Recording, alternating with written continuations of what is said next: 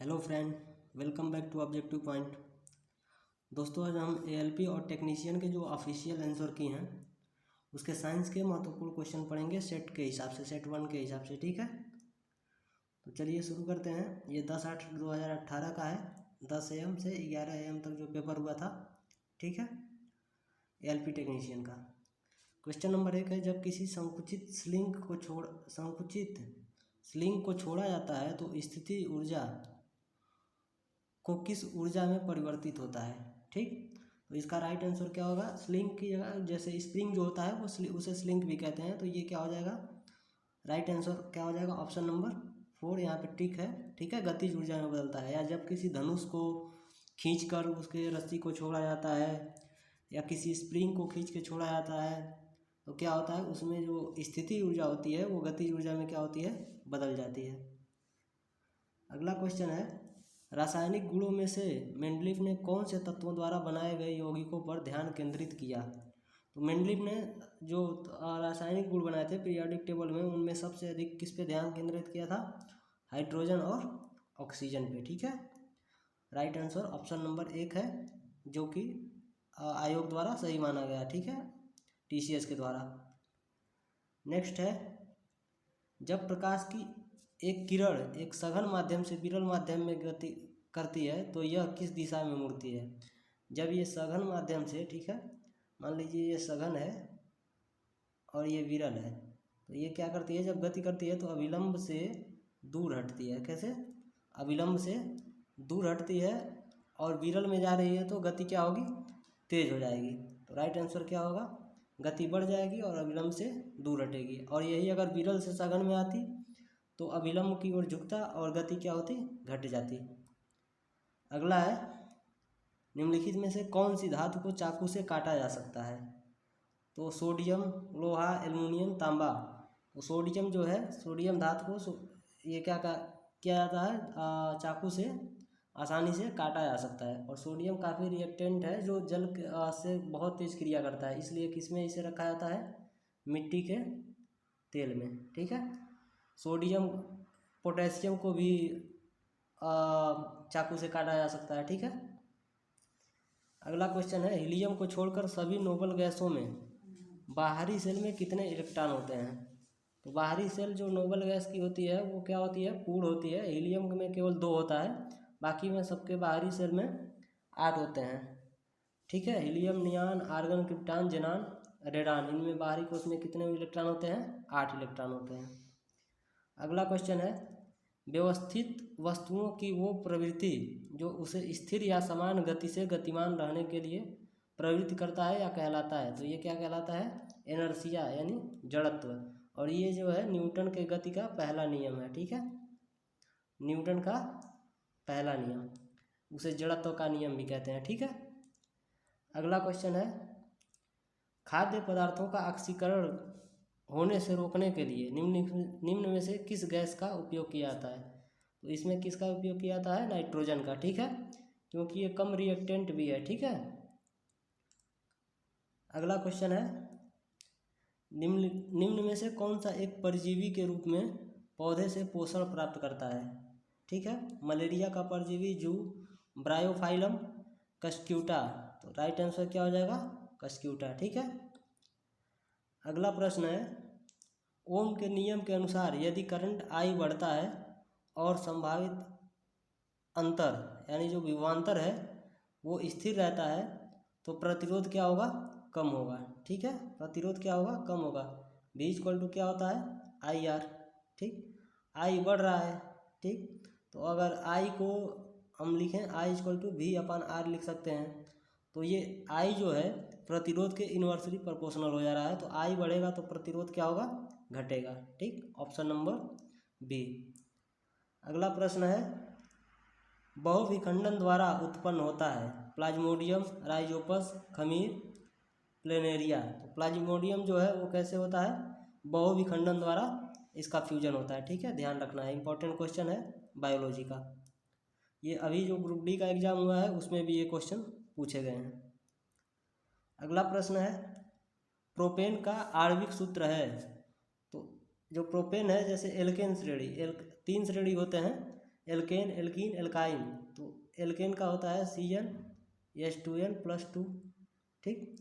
Alkene का होता है CnH2n, आणविक सूत्र। और एल्काइन का CnH2n-2। तो एल्केन में क्या होगा, CnH2n+2।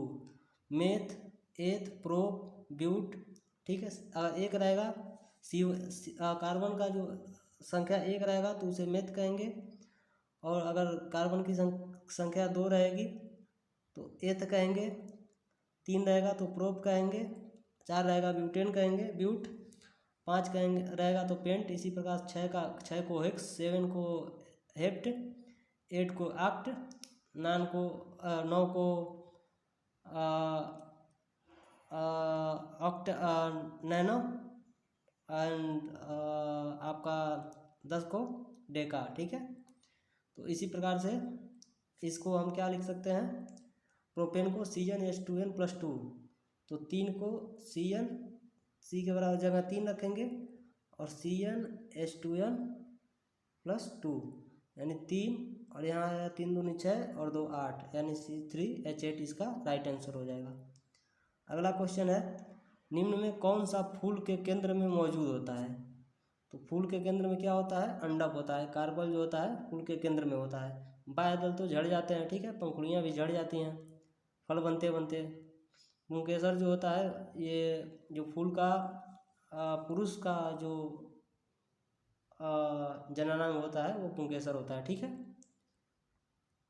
अगला क्वेश्चन है, ओजोन के एक अणु में कितने परमाणु होते हैं। तो ओजोन के एक अणु में कितने होते हैं, 3 होते हैं। कितने, 3, O3 लिखते हैं, ठीक है। अगला प्रश्न है, 4 मीटर प्रति सेकंड के वेग के साथ स्थानांतरित होने वाली 0.5 किलोग्राम वजनी गेंद की गतिज ऊर्जा। तो इसका फार्मूला क्या होता है, गतिज ऊर्जा का 1/2 mv², ठीक है। 1/2 m का मान कितना दिया है, 4 मीटर प्रति 0.5 kg, और v का मान कितना है 4 मीटर, यानी v², 4 चौको 16। तो ये कितने आ जाएगा, 2/16, 8 × 40, यानी टोटल आ जाएगा 4 जूल, ठीक है। Right answer option number B. अगला है, निम्नलिखित में से कौन से क्षेत्रों में पवन ऊर्जा के लिए उच्चतम क्षमता है। दक्कन के पठार, गंगा के मैदान, पश्चिमी घाट, जो केरल है पश्चिमी घाट, वहाँ पे क्या है, पवन ऊर्जा का उच्चतम क्षमता है, ठीक है। तमिलनाडु में भी है, पश्चिमी घाट में अधिक है। अगला है, किसी कार्बन का परमाणविक द्रव्यमान 12 है और हीलियम का 4 है। प्रत्येक तत्व के 1 मोल के लिए कौन सा कथन सही है। हीलियम का 1 मोल में कार्बन के 1 मोल से 3 गुना अधिक परमाणु होगा। कार्बन के 1 मोल में हीलियम के 1 मोल में मौजूद परमाणु की संख्या समान होगी। ये होता है आपका अवागाद्रो संख्या, ठीक है, जो कि होता है 6.023 × 10⁻23, ठीक है। ये किसी भी परमाणु का अगर 1 मोल में अगर लेता है, ठीक है, तो उसमें सब में ये क्या होता है, अवागाद्रो संख्या समान ही होता है। अगला है, फूलों वाले किस पौधे में पत्तियों के मार्जिन के दरों में कलियां पैदा होती हैं, ठीक। तो फूलों के ब्रायोफाइलम में जो होता है, इसमें क्या होती हैं, ब्रायोफाइलम में आपका कलियां पैदा होती हैं, ठीक है। अगला है, साइकिल की सवारी करते समय निकलने वाली ऊर्जा निम्नलिखित में से किस रूप में नहीं होती। ऊष्मीय ऊर्जा, गतिज ऊर्जा, आपका रासायनिक ऊर्जा, यांत्रिक ऊर्जा। तो रासायनिक ऊर्जा के रूप में नहीं होती, ठीक है, ध्यान रखना है। पसीना होता है, ऊष्मीय ऊर्जा है। यांत्रिक ऊर्जा जो साइकिल में लगती है वो भी है, ठीक है। गतिज ऊर्जा, साइकिल चलती है तो उसमें गतिज ऊर्जा भी होती है। अगला प्रश्न है, 1 बिलियन का pH मान 3 है, जब pH मान बदलकर 6 हो जाता है तब हाइड्रोजन आयन की सांद्रता, इसमें क्या है, हाइड्रोजन आयन की सांद्रता क्या होता है, 10⁻, क्या होगा, pH, ठीक। तो पहले कितना था, 3 था, अब बदल के 6 हो गया, ठीक। तो जब 6 होगा तो कितना हो जाएगा आपका, 3 कट जाएगा, ये आपका 3 और ऊपर कितना जाएगा -6, ठीक। तो ये कितना हो जाएगा, 1000 गुना कम हो जाएगा। ठीक, क्योंकि क्या सांद्रता जो pH मान कितना हो रहा है, बढ़ रहा है। ठीक, 3 से 6 हो रहा है तो सांद्रता क्या होगा, कम होगा। अगला प्रश्न है, ध्वनि हवा में 333 मीटर प्रति सेकंड की चाल से यात्रा करती है। इस प्रकार 1 सेकंड में 333 मीटर की दूरी किसके द्वारा तय की जाती है। तो जो कण वो डिस्टरबेंस होता है, अशांति जो होता है, विक्षोभ होता है, उसके द्वारा क्या होती है, तय की जाती है। ठीक है। अगला है, ये अंतिम क्वेश्चन है एक सेट का।